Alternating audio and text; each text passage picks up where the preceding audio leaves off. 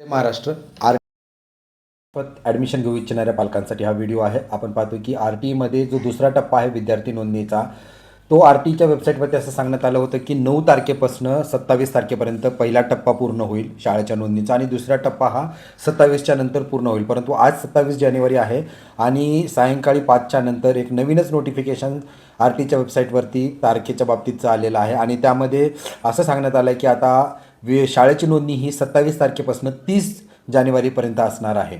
मग आता ही 30 जानेवारी अंतिम आहे का, तर यावरती ही शंका आहे. कारण आपण पाहतोय की एकंदरीत शाळा जरी नोंदणी पूर्ण झाली असेल तरी बऱ्याच साऱ्या शाळा आहेत ज्यांची आर टी मार्फत नोंदणी बाकी आहे.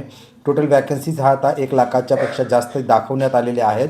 परंतु आणखीनही काही शाळा नोंदणीच्या शिल्लक असणार आहेत, ज्या कारणास्तव हे विद्यार्थी नोंदणीची प्रक्रिया आहे दुसरा टप्पा त्याला विलंब होत आहे.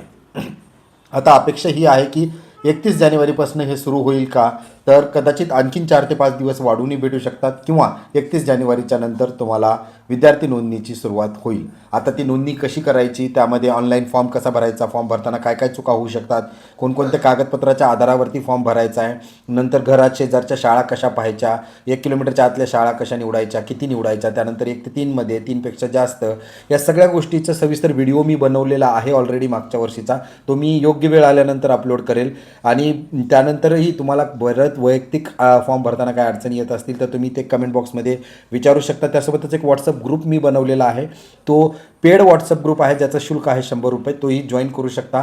तो ग्रुप जॉईन केल्यानंतर तुम्हाला जे काही प्रश्न पडलेले आहेत ते प्रश्न तुम्ही वैयक्तिक मला विचारू शकता किंवा ग्रुपमध्येही त्याचं समाधानकारक उत्तर भेटणार आहे. त्यासोबतच प्रत्येक स्टेपमध्ये म्हणजे फॉर्म भरताना कागदपत्र काय कसे जमा करायचे आहेत, त्यानंतर लॉटरी सिस्टम्स काय आहेत, लॉटरीमध्ये नंबर लागल्यानंतर पुढची प्रक्रिया कशी असणार आहे, पडताळणी काय आहे, या सगळ्या गोष्टीचं वेळोवेळी योग्य ते मार्गदर्शन तुम्हाला भेटत राहील. माझ्या पाल्याचंही ॲडमिशन आर टी मार्फत 2021 वर्ष झालं आहे आणि मी स्वतः सेतू सुविधा केंद्र चालक आणि आधार केंद्र चालक असल्यामुळं मागच्या 7-8 वर्षापासून बऱ्याच साऱ्या हजारो पालकांचे मी फॉर्म्स भरलेले आहेत, त्यांना मार्गदर्शन केलं आहे. त्याच अनुभवाच्या आधारावरती तुम्हालाही काही अडचणी असतील तर तुम्ही ते एकाच ठिकाणी विचारू शकता. त्यासाठी 100 रुपयाचा शुल्क भरून जर तुमचा 8 ते 10 लाख रुपये शिक्षणावरती वाचत असतील तर तो ग्रुप तुम्ही जॉईन करून घ्यावा ही विनंती आहे.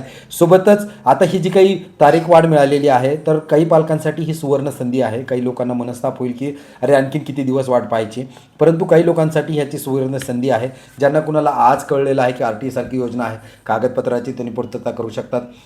ज्यांचं भाडेकरार येणं बाकी आहे, करणं बाकी आहे, घरमालक जागेवरती नाही आहे, त्यांच्यासाठी आणखीन थोडासा एक दिलासादायक अपडेट असू शकतो हे की आणखीन थोडंसं वेळ त्यांनाकडे मिळणार आहे. आशा करूया या वेळेचा सदुपयोग पालक त्यांचे कागदपत्र जमा करण्यामध्ये, भाडेकरार काढण्यामध्ये करतील आणि फॉर्म सुरू झाल्यानंतर घाई गडबड न करता व्हिडिओ पहा किंवा काही प्रश्न असतील तर विचारा आणि तो फॉर्म भरा आणि सबमिट करू नका. आर टी संदर्भात जे काही नवीन अपडेट्स येतील त्याबद्दल मी तुम्हाला वेळेतच सूचित करत राहील. त्यासाठी परत विनंती आहे, चॅनलला सबस्क्राईब करा, तो व्हॉट्सअप ग्रुपही जॉईन करून ठेवा. काही प्रश्न असतील तर कमेंट बॉक्समध्ये विचारा. धन्यवाद.